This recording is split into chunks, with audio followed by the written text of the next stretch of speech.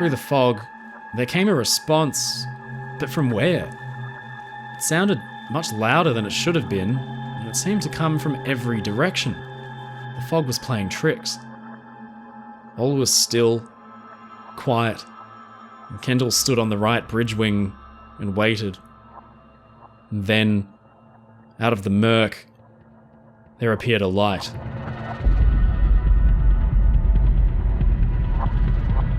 Kendall's eyes strained in the dark, and out of the fog the lights materialized into the front end of a huge freighter, and it was bearing down on his ship with speed.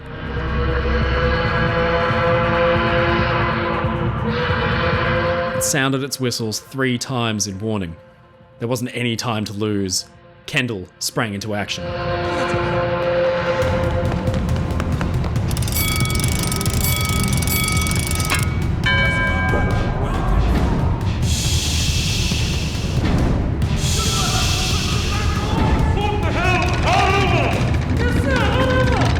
Kendall could get the Empress's nose around quickly enough into the path of the other ship, then the impact might just be a glancing blow.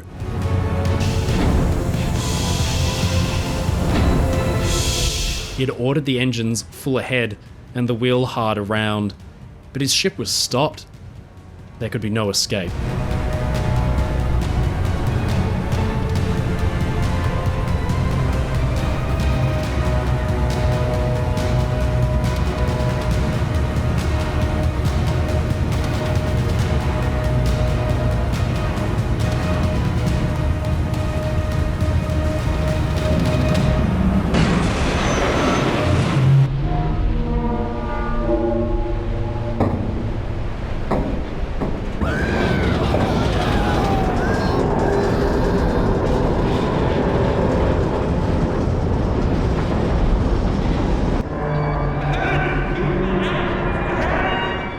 The freighter buried its reinforced bow deep into the side of the Empress's hull, but the impact was slight. It was like stabbing a knife into the side of a chocolate cake. There was no resistance because the Empress of Ireland's hull wasn't reinforced, but the bow of the freighter sure was. It plunged through cabins and corridors, maybe as far as 20 feet. Anybody asleep in its path was instantly crushed. Kendall shouted through his megaphone, "Keep your engines full ahead." He'd immediately surmised the situation his ship was in. A blow like that, dead in the middle of the ship, could only have plunged deep into the Empress's beating heart, opening its critical boiler and engine rooms up to the river. If the other ship could keep its engines going ahead, then the hole might just be plugged. He rang down for his own engines to stop, but to his horror and his frustration, the other ship began to drift away. With the grinding of steel, they were separated, and the freighter passed behind.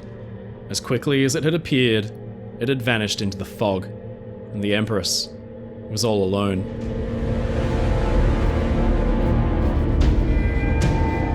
Kendall raced to his telegraph and signaled for all the watertight doors to be shut. But beneath his feet, even as he did so, his passengers were already fighting for their lives and dying.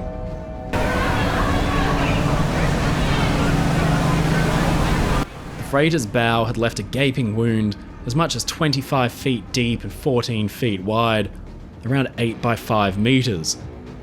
Her bow was the height of a 3-story building. It had crushed through the hull from the bottom of the boiler rooms and up into the passenger cabins high above the waterline. Those in the immediate vicinity who weren't crushed would have found themselves drowned in their bunks, because some 60,000 gallons, 227,000 litres of river water began to roar into the Empress every second. Any of those that ran out into the corridors on that side of the ship were confronted with a tsunami of river water that surged in and flattened everything in its path.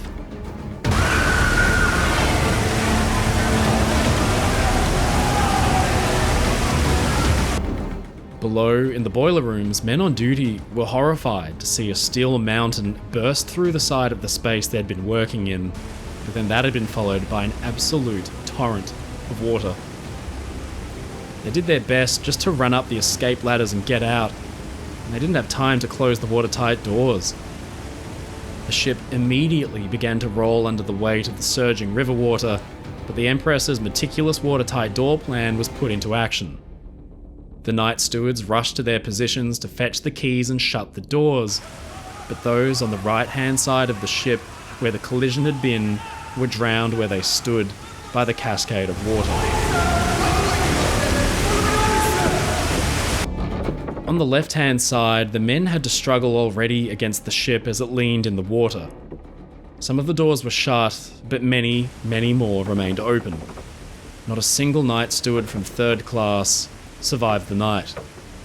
The plan had failed, and the Empress was sinking.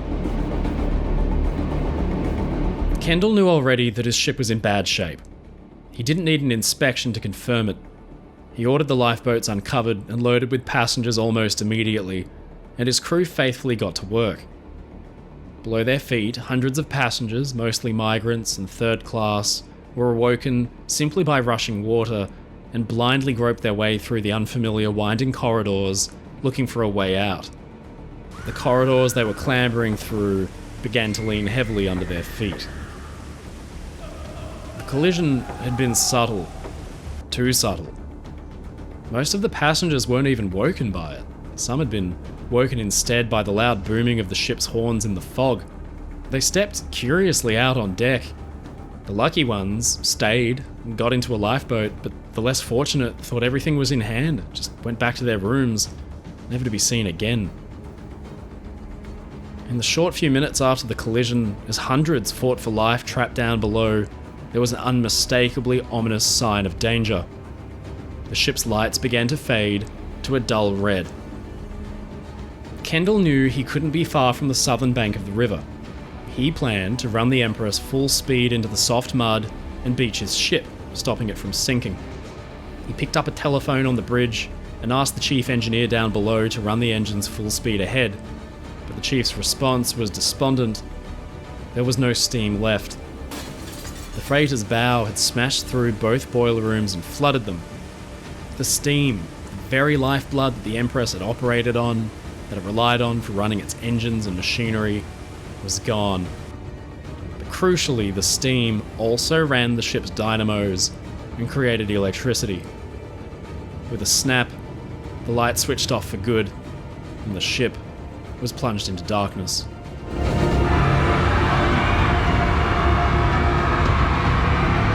For those still down below, it was a death sentence. Never mind already dealing with river water at their heels, the decks slanting below their feet, and the unfamiliarity. This was their first night at sea. Nobody knew their way around yet. They hadn't explored enough. When the lights died, there must have been absolute despair beyond words. Some may have lit matches to try and find a way out, but close at hand always was the rising water. Inevitably, it caught up with them. The Empress listed hard onto her starboard side. It made walking across the ship's width a task in itself, because now passengers, many of them elderly or just too young, now had to walk steeply uphill to get out. The glamorous first-class grand staircase and others like it became death traps, leaning at so sharp an angle it was almost impossible to hold on and climb your way out. Up on deck, the starboard lifeboats were hurriedly uncovered and loaded. Anybody at hand was quickly ushered in. Clearly there wasn't much time left. Water was already roaring into the open promenades that had once stood 30 feet above the waterline. Crew members had been assigned to lifeboat stations, with many on the port side. They rushed to their posts and tried to load the lifeboats there, but now the ship was listing and creating new problems. It was proving difficult, if not impossible, to fill and lower the portside boats because the crews now had to struggle against gravity to manhandle the heavy steel boats out over the side that was lifting higher and higher into the air with every second. At least one lifeboat launch was attempted on the port side. The boat caught on the rising hull and flipped. It scattered its occupants screaming into the water and bashed them into the side of the ship. Many crew there simply abandoned their posts to help on the other side instead. Kendall was still on the bridge, bellowing orders through his speaking trumpet. He ordered crew below to fetch people from cabins, breaking down doors if they had to. He urged hurry, saying there wasn't much time to lose. But sadly, if anybody actually obeyed his orders, it would have been a death sentence. Kendall was right. It had only been just 5 minutes or so since the impact, and the Empress didn't have long to live. The crews at the lifeboat stations worked with incredible calm and efficiency considering the panic and mayhem that was happening around them, but despite their care, mistakes still occurred. It was all happening too quickly. Boat 1 broke free from its chocks and swung heavily out over the side, throwing many of its passengers out. Boat 15 at the very stern of the ship was lowered away but capsized before it hit the water. Other boats got stuck in place, the heavy and clunky rigging jamming or simply being nearly impossible to move against the rolling of the ship. Boat 5 was loaded and then swung out, but then it didn't even need to be lowered at all. It just floated freely away. Usually it would need to be dropped some 40 feet or more into the ocean, but by now, the river had risen to meet it where it sat on the boat deck. Down below, the fight for life continued. People clawed their way up staircase banisters and corridors in the blackness, hoping to find a way out. On deck, Kendall was still shouting orders, but the screams of his passengers had drowned him out. He held onto the bridge and watched the chaos unfold helplessly.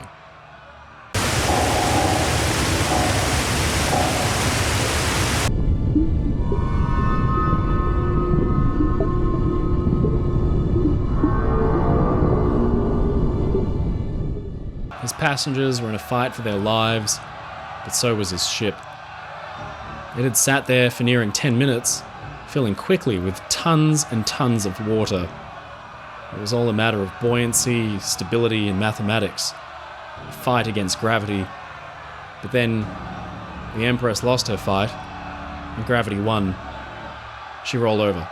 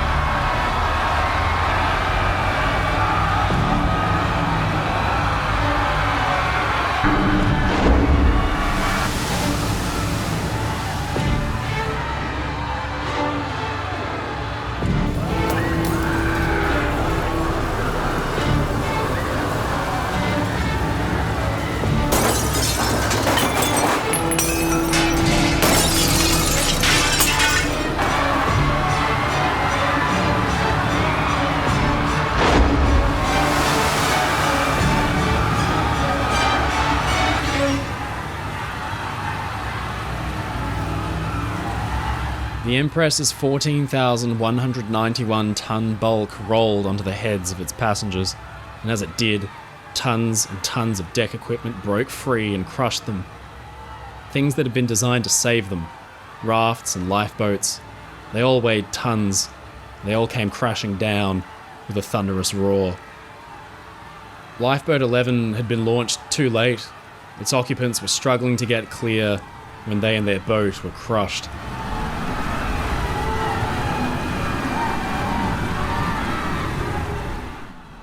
Their left side now pointed to the heavens. The Empress sat still in the water, and the lucky few in the boats looked on in horror. From the water, hundreds of mouths screamed for help. Perversely, the whole scene was lit dimly by 24 lifebuoys which bobbed to the surface and fired off a chemical flare each. It cast a ghostly blue light over the whole scene. With her whole starboard side in the water, the Empress seemed to stay in place. Some even thought the ship had been grounded on the riverbank, and might stay afloat. On the exposed port side of the ship, dozens of people clung together. It was a bizarre sight. Some likened it to being at the beach, but instead of sand, there was just sheer black metal. There was a disturbing sight here. Many on this side of the ship had slept through the whole ordeal or didn't have time to escape. They opened their portholes and tried to squeeze through, but the portholes were only 9 inches, or 22 centimeters wide. Try as they might, even with help from others, there was just no way of getting through. They struggled and hurt themselves in the process. One man calmly walked to the back of the ship, stood below one of the massive bronze propellers, and dived into the water. Others sat in place, unsure of what to do. The Empress didn't move, or at least, it didn't seem to. One observant passenger noticed that every wave that seemed to lap on the hull seemed higher up than the last one that had come before it. Below them was 40 feet of ship and 100 feet of river water. The Empress was going down. Slowly, very slowly, the ship began to disappear into the Black River. People who had been struggling to help free those from their portholes had to turn away because the water began to swirl around their feet. From the portholes, they were waving arms, but there was nothing they could do. Like a slowly rising tide, more and more of the ship's side was covered, until finally, with a sigh and a dull boom, the ship disappeared beneath the waves, and hundreds of struggling people were left behind.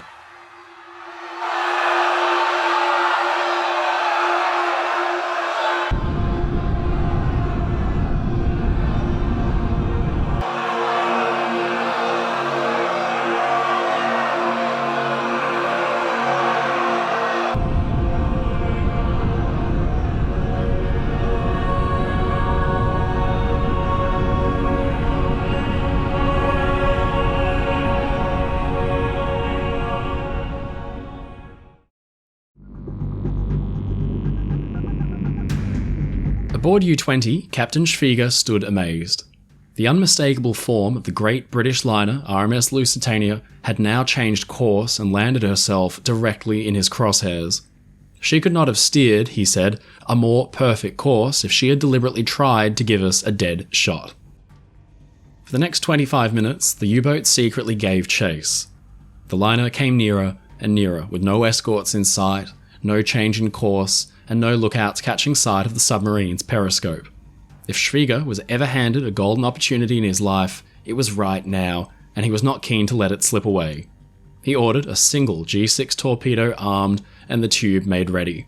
U-20 inched her way closer and closer to her target, and finally, upon coming within a half mile of the grand and powerful Cunarder at 2:10 p.m, Schwieger gave the order to fire.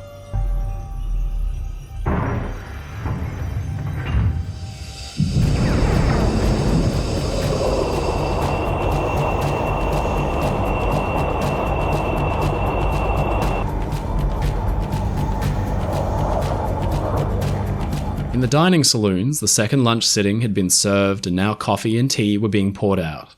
On deck, passengers strolled and smoked cigars. Seaman Leslie Morton was scanning the waters off Lusitania's starboard bow. His eyes had been playing tricks on him that day, and he'd been seeing disturbances in the water where there weren't any. He kept his eyes trained on the sea ahead when, suddenly, an unmistakable track of white foam began streaking its way towards the liner. Morton's eyes widened. He fumbled for his megaphone and bellowed, "Torpedoes coming on the starboard side." Second Officer Hefford repeated the warning to Captain Turner, but there was no time to respond. In just 35 seconds, the torpedo met its mark.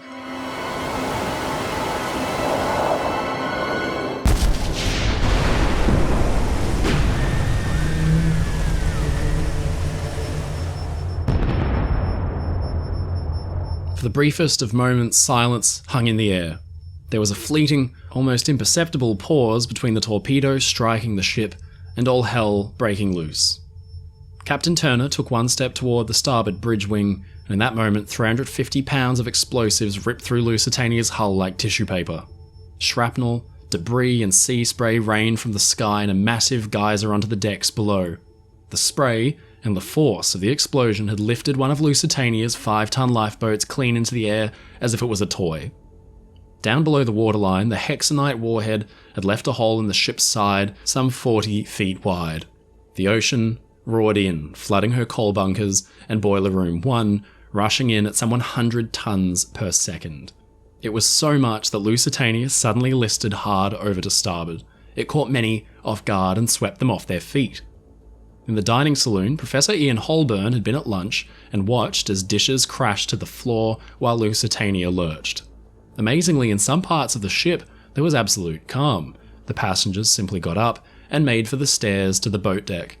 The days of anxiety had meant that many of Lusitania's passengers were resigned to the idea that their ship would be hit, and now the expected had simply happened. Elsewhere, closer to the blast, there was a rush to get topside. In the immediate wake of the torpedo strike, Captain Turner knew he needed to make a move, and fast. He had scarcely regained his bearings though when a second, deep explosion rattled the vessel under his feet. Had it been another strike? When Turner once again regained his composure, he noticed that the old head of Kinsale was off to starboard, seemingly just close enough to make him consider making a run to beach his vessel. It was a gamble, but maybe, just maybe, they could make it. The impact of the torpedo had caused immense damage to the ship's starboard bow, but passengers far enough away in the stern section only reported hearing a dull thud. One passenger, designer Oliver Bernard, thought to himself, well, that wasn't so bad. At the same time, passengers who'd been swept off their feet and thrown into the bulkheads by the blast were coming to terms. It seemed as if she were going down at once, said bookseller Charles Laureate, but then she stopped suddenly as if the sea had met the watertight bulkheads, and she seemed to right herself and even raise her bow a little. This gave me a feeling of security, and I at first thought that she would stay afloat. But then, that second explosion was heard from deep within the belly of the ship. Charles Laureate described it as very muffled, more like an explosion of a boiler. Any complacency was violently shaken out of passengers as the ship began to take on a heavier list, from 15 degrees that quickly rose towards 20. Margaret Mackworth, having just finished lunch with her father, heard the explosions and rushed to her cabin to retrieve life jackets for the two of them.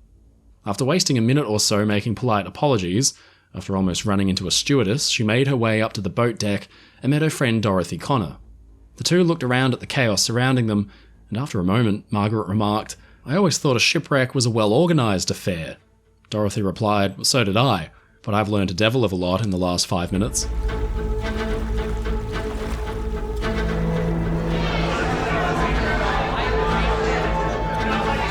Down in the main stairs leading to the boat decks, a dense crowd blocked the exits as dozens of people all rushed for the boat deck at the same time.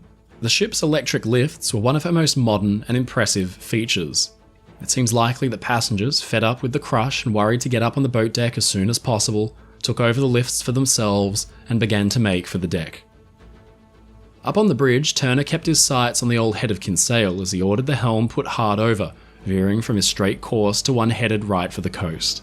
But then his ship began to overcorrect, turning to port, and Turner ordered the helm to starboard, but the helm and the telegraphs failed to respond. In all likelihood, the second explosion he'd heard had been the bursting and rupturing of steam pipes deep down in the ship's bowels. Lusitania's mighty power plant was failing. She traced a wide, slow circle through the ocean. Marconi operator Robert Leith was also realising he was running out of time the moment the ship's lights began to flicker.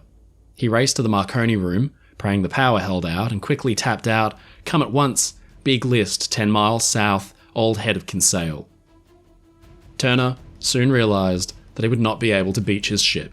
He had ordered the watertight doors closed and the lifeboat swung out to the rails, but now he was faced with another issue. The ship was still making around 18 knots from momentum alone. It was too dangerous to launch any boats until she'd been stopped, and with her reversing turbines unresponsive, it was now up to the sea to slow her. Lusitania continued forward with no way to control her course or reduce her speed. That forward motion of the ship caused only more water to roar in through the gaping hole left in her side. Her bow dipped lower, her list grew more severe. The clock was ticking.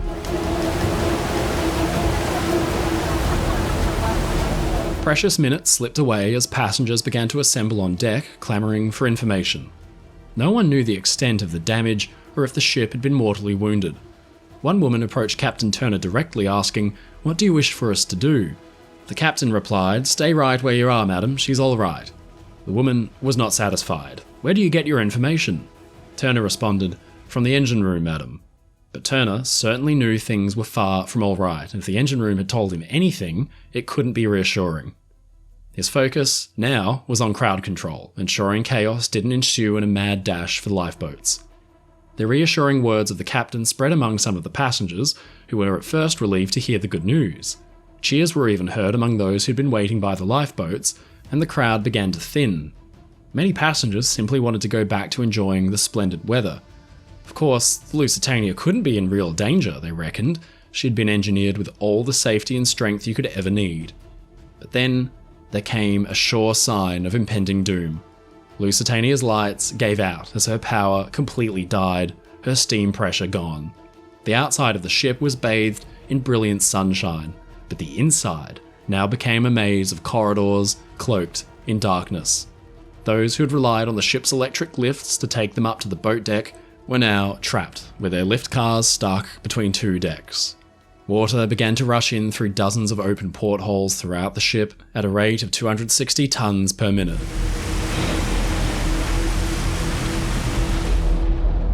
Up on the boat deck, passengers and crew had waited about 10 minutes since the torpedo strike for the ship to lose her momentum. Now that her speed was no longer an issue, the boats could at last be got away, a much larger problem loomed. Lusitania's list to starboard had become so severe that her starboard lifeboats now hung far outboard, precariously swaying over the sea, while the lifeboats on the other side had swung inward so far that they were virtually unable to be launched without bumping their way down the ship's hull. Those that decided to take their chances on the starboard boats were faced with the paralysing notion of jumping into a lifeboat swinging as much as 8 feet away from the edge of the deck, with the ocean some 6 stories beneath them. Some officers used deck chairs as a bridge to help passengers into the boats, but many opted to take a leap of faith. On the port side, Staff Captain Jock Anderson was doing his best to reassure the passengers and crew as they struggled to swing the boats out against the list of the ship. He saw how precarious an attempt would be at launching. He ordered all the women and children who'd boarded some of the boats already to get out. Then there was a dull boom as some of the machinery astride the third funnel, possibly one or more of the thermotanks that moderated air temperature within the ship, detonated with a rush of steam and smoke.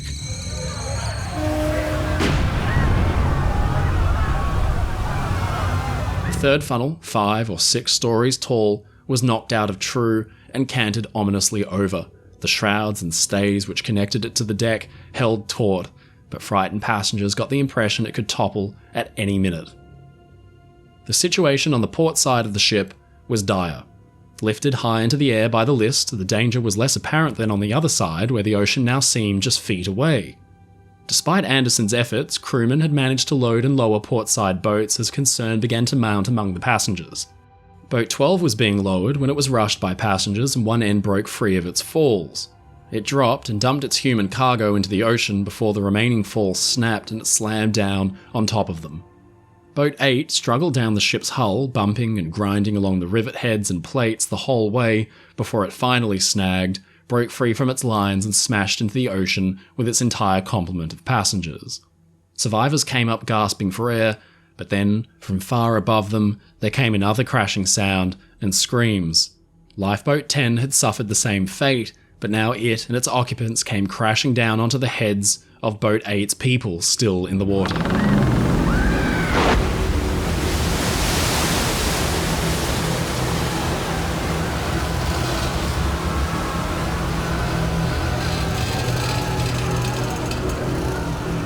Meanwhile, boat number 20 was being loaded when first-class passenger and businessman Ogden Hammond and his wife Mary came across a crowd waiting to board.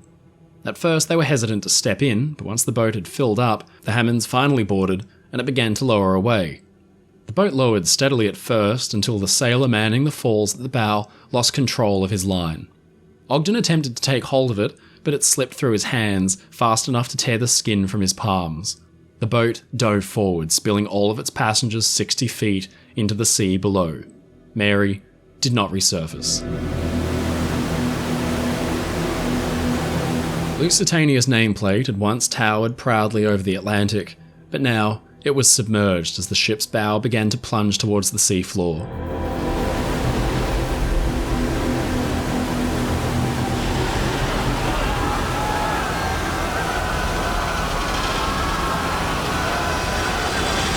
On the starboard side, the same list which had swung the portside lifeboats in was causing the starboard boats to swing further out.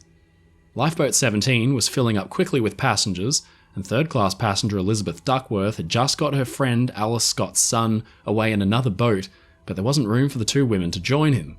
Instead, they climbed into boat 17. They were joined by Professor Ian Holborn. On the voyage, he'd befriended 12-year-old Avis Dolphin and helped her overcome her crippling seasickness. He saw to it that she and the two nurses she was travelling with were put safely into the boat, telling Avis to find his wife and children and kiss them goodbye for him. 17 began to be lowered away, and at first all seemed well, but then the crew had trouble with the boat's launching tackle. Elizabeth Duckworth got spooked, and at the last second she jumped out of the boat and back onto the deck. The lifeboat lowered away, but just before it reached the water, it capsized and spilled its entire complement out into the ocean. Many couldn't swim, and they were dragged down by the weight of their heavy woolen clothes. Professor Holborn had watched in horror. Then, without thinking, he dived into the ocean to try to get to Avis.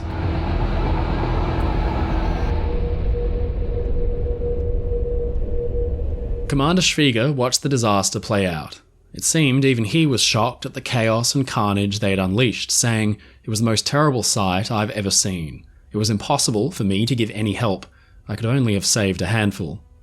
Assuming a nearby cruiser would be along to assist the foundering liner, Schwieger gave the order to dive his submarine and withdraw. With one single torpedo, he had sunk more tonnage than he had for the rest of U-20's patrol combined. The mood inside the submarine was jubilant, despite the death toll climbing by the minute nearby. At 2:25 p.m, Schwieger entered into his log, "It would have been impossible for me anyhow to fire a second torpedo into this crushing crowd of humanity trying to save their lives." Some passengers reported U-20's crew actually watched the events unfold from the surface, their men lining the deck as the liner died. In the end, Schwieger knew he and his men could do little to help. The submarine U-20 left the scene of devastation behind her. Back on Lusitania, the ship had assumed a 25-degree list to starboard, and for those in the wheelhouse, there was no more question as to Lusitania's fate. Marconi operator Leith, working at the wireless set using an emergency dynamo, tapped out again and again his desperate cries for help. The sharp tilt of the ship made it impossible to accurately tap out his messages, but finally his desperation reached its peak and he simply sent, "Send help quickly, I'm listing badly." As the ship continued to list, it became clear he had done all he could do.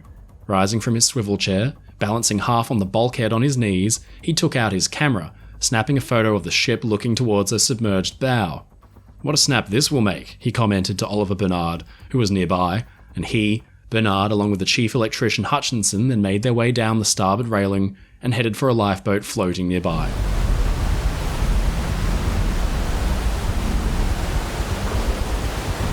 Somehow, in the chaos and the confusion, some lifeboats got away.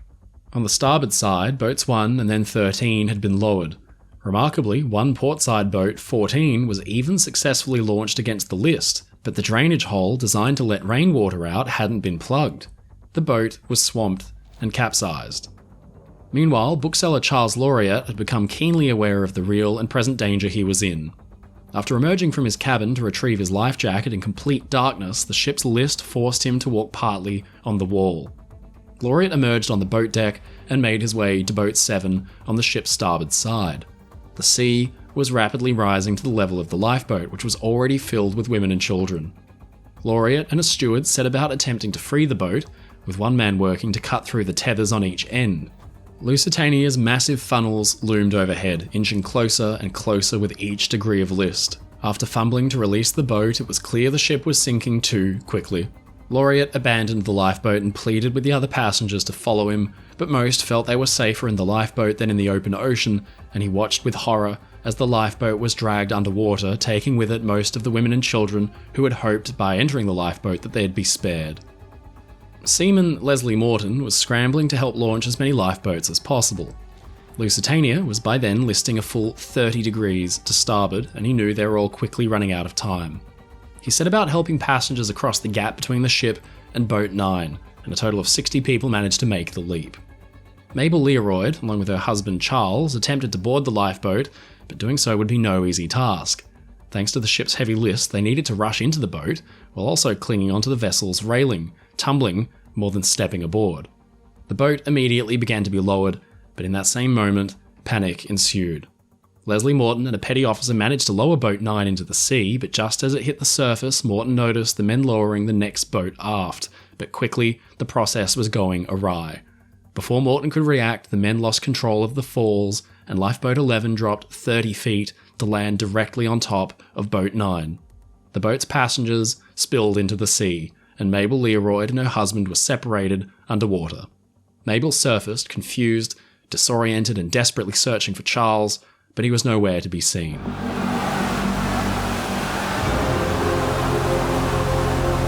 Morton looked on appalled. There was no time to dive in and attempt a valiant rescue. Instead, he rushed to another boat and found his brother. The two men worked to lower it away as quickly as possible. But once the boat hit the water, passengers began clinging onto whatever parts of the ship that they could, from rails to ropes, believing in their panic that they were safer hanging onto the sinking ship than floating off in a lifeboat. Morton noticed the boat begin to tip inward towards Lusitania's hull, and he realised too late that the gunwale of the boat had got snagged on the ship. There was no time to try to right it. Both brothers decided to jump into the sea, into that swirling chaos of debris and bodies, and when Morton surfaced, he suddenly remembered his brother never knew how to swim. As he looked up to see the massive liner begin to take her last violent gasps, he knew there was no time left. He began to swim as hard as he could away from the ship. But for one brief moment, he stopped and stole a final glance at the sinking ship, with Captain Turner still on the bridge, the ocean rising to meet him. Panic was beginning to spread as more passengers started to realise that time was running out. Boat 18, now high up on the port side, was being loaded with passengers, but the sailor in charge of the boat was waiting for direct orders before lowering. Isaac Lehman, the stockbroker, armed with his revolver, was not about to wait for formalities. The sailor told him yet again that the captain had ordered no boats launched yet, and Lehman, it seemed, reached his breaking point. "To hell with the captain," he roared. "Don't you see this boat is sinking?" In desperation, he then drew his weapon on the sailor. "The first man that disobeys my order to launch this boat," he said, "I shoot to kill." Fearing for his life, the sailor knocked out the lifeboat's restraining pin with an axe, and the lifeboat, already under the influence of the ship's list and now carrying the weight of its entire load of passengers, swung wildly inward, its 5-ton weight smashed straight into a small group of passengers who'd been waiting to board. Charles Laureate, having narrowly escaped disaster during a failed lifeboat launch, was now swimming for his life away from the ship. He turned back around and looked at the horrific scene playing out before him. Lusitania was now completely down by the head, with her stern rising high into the air, the entire ship twisted unnaturally toward the starboard side. The passengers, who resolved to stay on the ship, held on for dear life, clustering against the railings, some climbing higher towards the stern, if only to delay the inevitable. Third Officer Bestick described the ship making a peculiar lurching movement as a massive wave rolled up the boat deck and swept away anything and everything in its path. Laureate described hearing a gut-wrenching wail as the sea continued its violent rampage. All the despair, terror, and anguish, he said, of hundreds of souls passing into eternity composed that awful cry.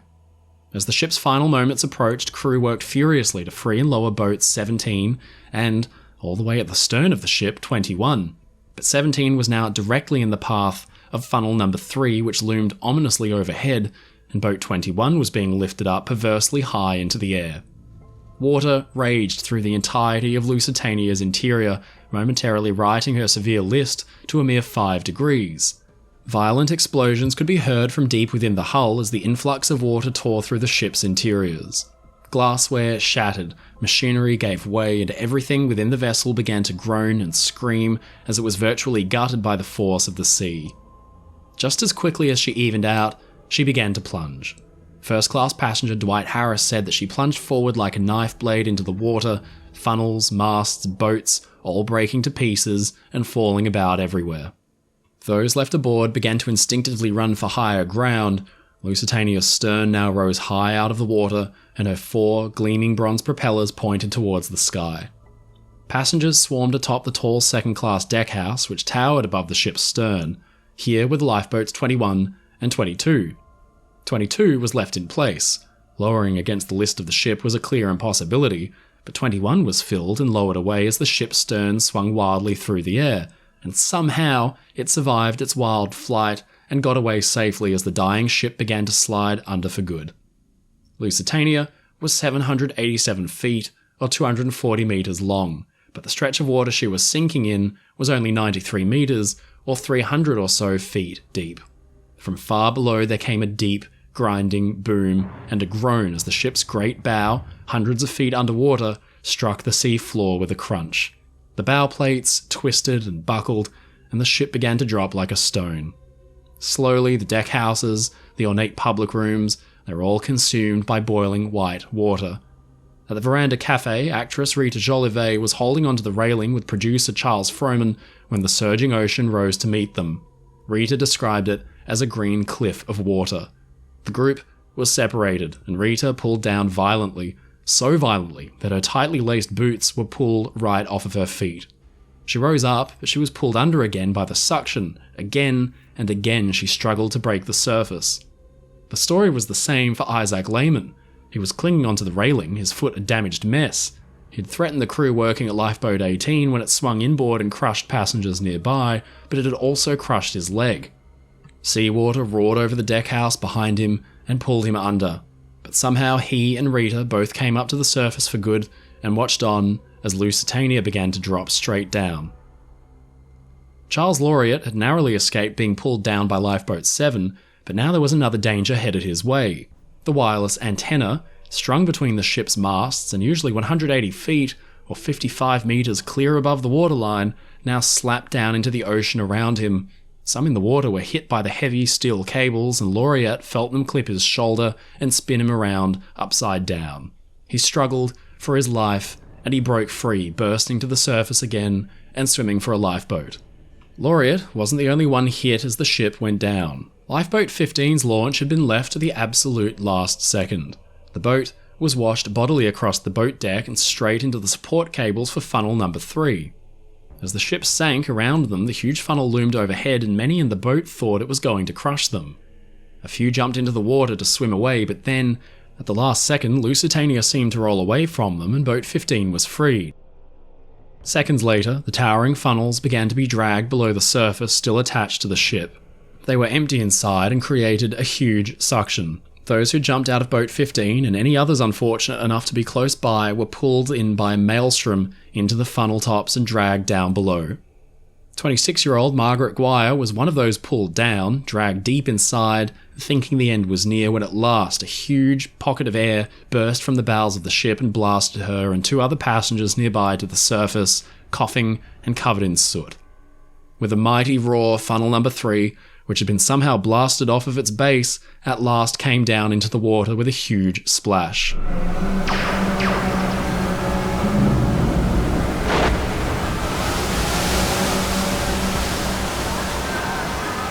Lusitania's boats had presented a deadly chaos. Ironically, those who stayed behind at the ship's stern had the gentlest escape. They simply stepped off and into the water as it rose to meet them. The second-class deckhouse tower was finally engulfed, and then the fantail dropped. As it did, Lifeboat 22 on the port side was picked up by the water and broke free from its lines upside down. Passengers rushed to climb on top. Lusitania did not slide quietly and gracefully beneath the waves, rather an upheaval followed her, described as a great swirling greenish-white bubble rising from the surface, spewing debris, wreckage, and people in all directions. A final, lingering moan came from the ship before she would go silent forever. It had been just 18 minutes since the torpedo had struck, and Lusitania was gone.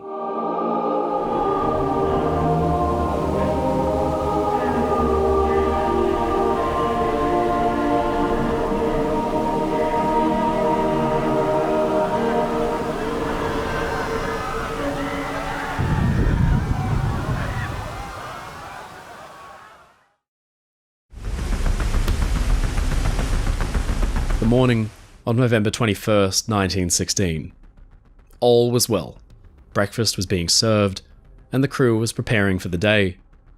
A church service was concluding on board, observing the presentation of Mary. Chatter could be heard throughout the decks as nurses and officers completed final preparations for the boarding of patients planned for later that afternoon. To make things as comfortable for the patients as possible, the ship's big portholes were unlocked and swung open. This contravened orders, but it meant that the hot Mediterranean sun wouldn't heat the ship's steel interior into a muggy hell, and the air would be fresh and clear. Elsewhere, a number of Boy Scouts had joined the ship's crew for the voyage, eager to observe and learn shipboard duties, such as operating lifts, running boat drills, and learning Morse code, and on this morning, just as any other, they'd set about their duties under the tutelage of the ship's crew. Britannic was making full speed as she entered the Kia Channel, and Bartlett kept a watchful eye on the bridge. Britannic's propellers churned the clear blue waters into boiling white foam. It was a fine, clear day. But below the surface, just ahead, lay a deadly surprise. For days now, this E-mine had floated, its mooring chains gently jingling as it bobbed in the currents. Undisturbed, it was harmless. But within its casing was packed a 290-pound, 130-kilogram wet gun cotton charge. Contact with the steel hull of a ship would set it off. There was no warning sign it was there. Below the ocean's waves, it was invisible. And as it sat there, the chains gently jingling, there was a growing roar. A massive ship was bearing down on it. Just a few feet to the left or right, and the mine would be left behind undisturbed. But as fate would have it, this ship was steaming right on course. And through the dim, blue light, the stem of the ship appeared. Then it came closer and closer until finally contact was made and the mine detonated.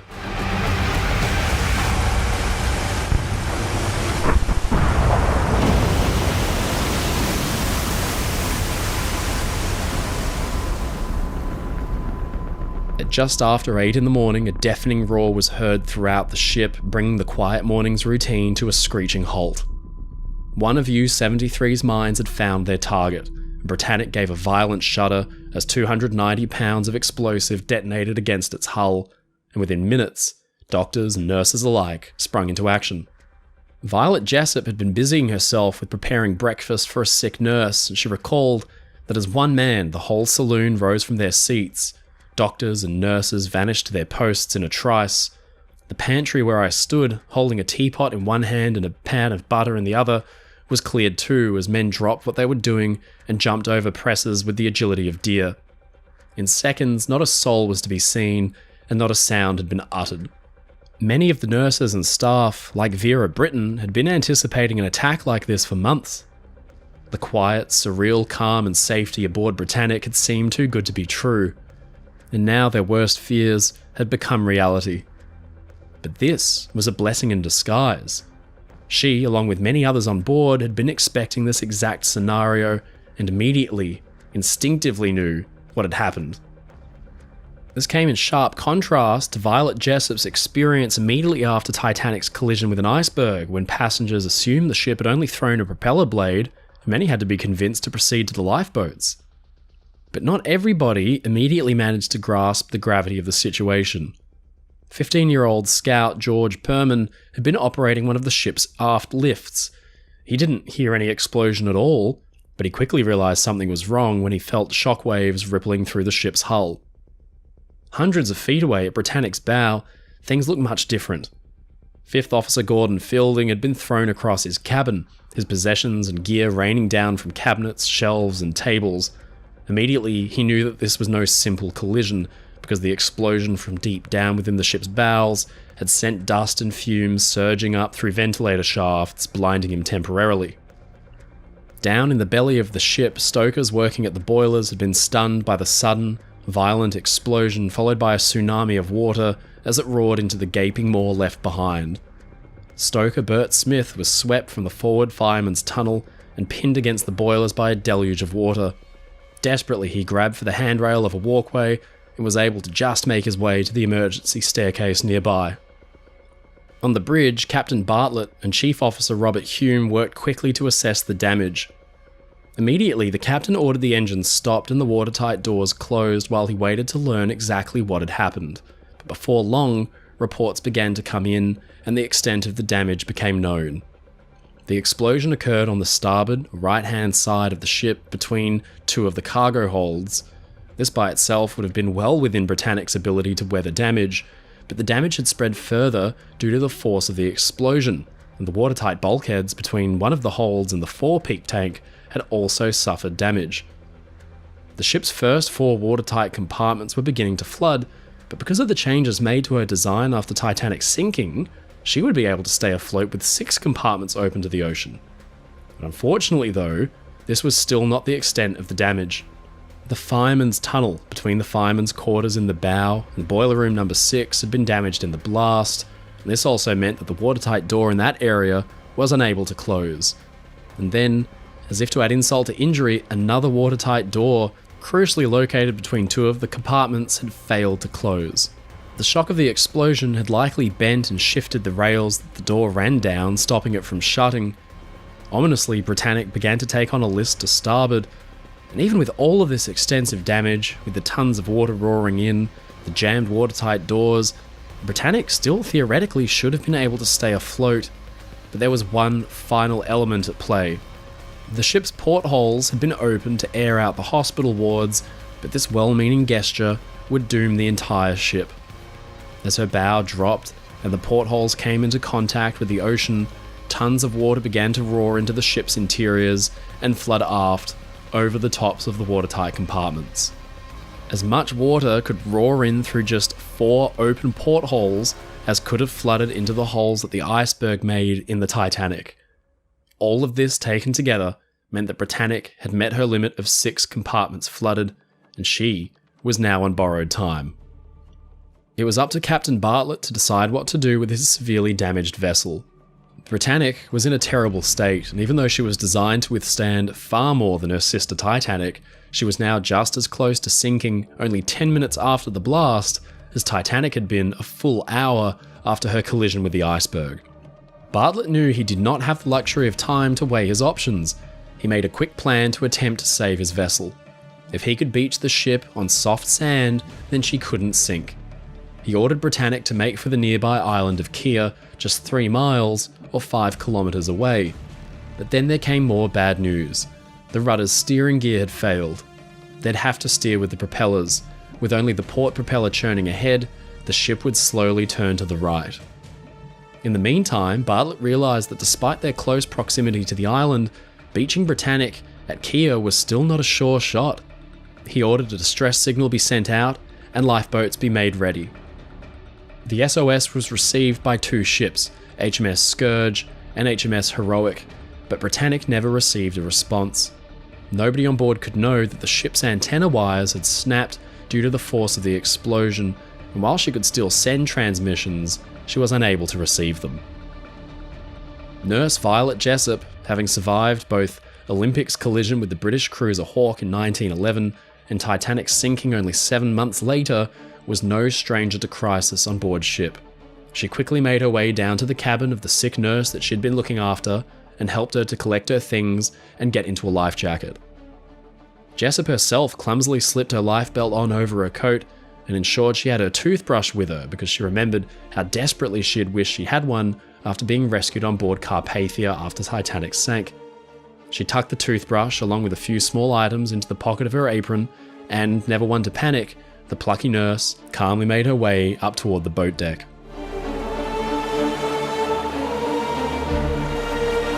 Up on deck, lifeboats were being prepared to be boarded, but as officers began to swing out the boats from the gantry davits, some of the passengers began to panic. They tried to storm the boats, but they were forced back, the officers pushing for order. There was already some confusion regarding procedure now, though, because Bartlett had only given orders to ready and load the lifeboats, but not to launch them. He was still hopeful that his attempt to beach the vessel would be successful as the ship limped her way, smouldering and listing, towards the island of Kea. Meanwhile, officers were unsure of what to do once the lifeboats began to be boarded. The list became more and more severe, and the situation was becoming more precarious by the minute. With Britannic still moving slowly forward, it was too dangerous to attempt to lower the boats. But with several lifeboats already boarded and hanging over the side of the ship, with no further orders issued, officers began to take measures into their own hands. 2 boats were lowered into the water, including one that had been boarded by Violet Jessup. The boat dropped slowly and smoothly over the ship's side, the electric motors of the gantry davits doing their job well. The lifeboats slapped down into the water, the falls were released, but then, one after another, the boat's occupants began to dive into the ocean. Very quickly, only Jessup and one other doctor were left alone in the boat. It was a strange sight, but then she turned around and quickly realized why. Britannic's bow had dropped, and now the ship's massive bronze propellers, likely the largest ever affixed to an ocean liner, were still spinning wildly above the surface of the water, and lifeboats and swimmers alike were being pulled in toward the spinning blades.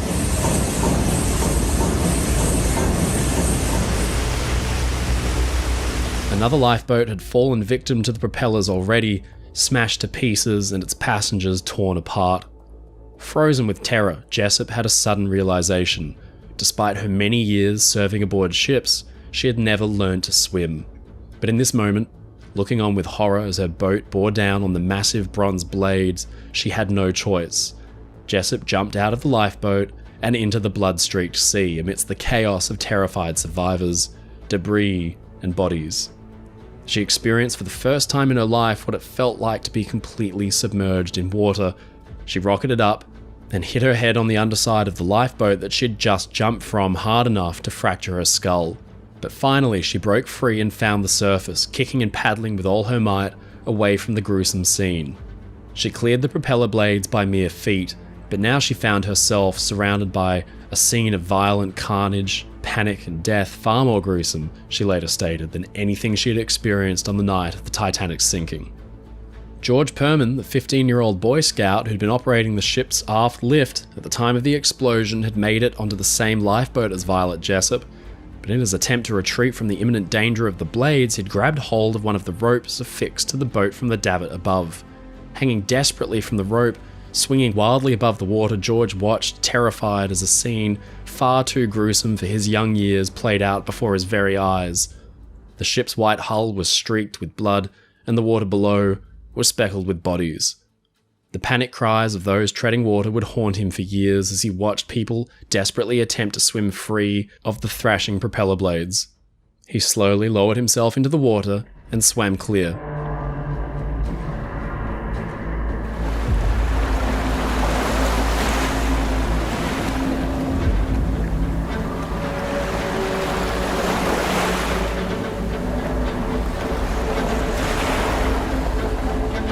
Two lifeboat loads full of people had been effectively sent to their deaths as the engines kept steaming the ship towards Kia. But Captain Bartlett, having never issued the order to lower any boats to begin with, had no idea of the carnage that was happening at the after end of his ship. At 8:35 AM, only 23 minutes after the explosion, Bartlett finally ordered the engines stopped, just before a third lifeboat would have been sent to its fate.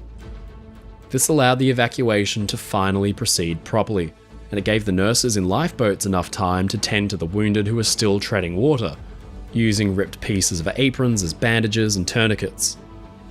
On board the heavily damaged but now stationary Britannic, lifeboats were finally being safely launched into the water. By 8:50, 35 lifeboats had been successfully lowered into the sea, but Bartlett still felt there may be a chance to save his ship. He ordered the boats be held from lowering and ordered the engines once again restarted. Kia was just within reach, and if there was even a small chance of beaching his ship, he wanted to take it. But sadly, it was too late. As Britannic moved slowly ahead, water only roared in faster, and 10 minutes later, reports came in that the ship was flooded all the way up to D-deck. He knew the situation was now hopeless. Bartlett ordered the engines stopped for the final time and used the ship's steam for one final gesture. He blasted the ship's whistles.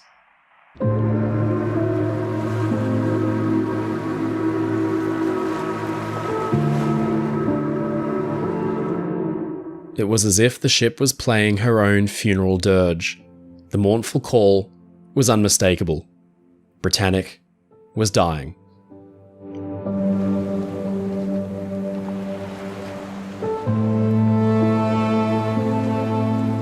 Bartlett stood on the bridge wing, accompanied by Assistant Commander Harry Dyke and Chief Engineer Robert Fleming.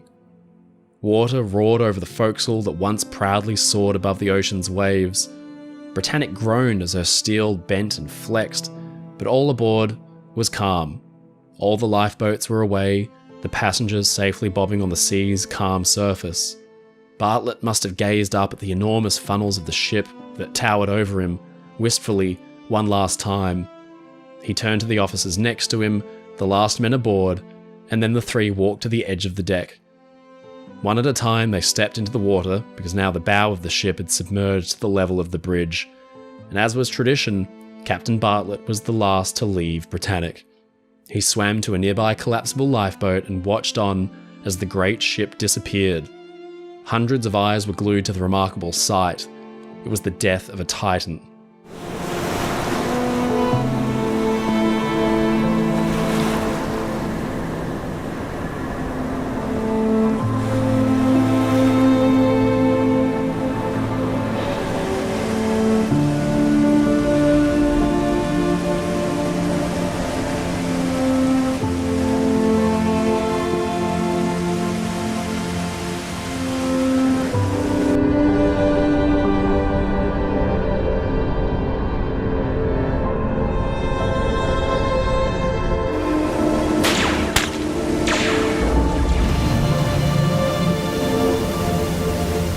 Britannic was taking her final, gasping breaths. A funnel gave way shortly after Bartlett had abandoned ship, and within minutes, the other funnels followed suit. By this point, Britannic had rolled completely onto her starboard side, and the stern continued to rise into the air, but as the ship foundered, the bow collided with the shallow seabed below with a deep groan.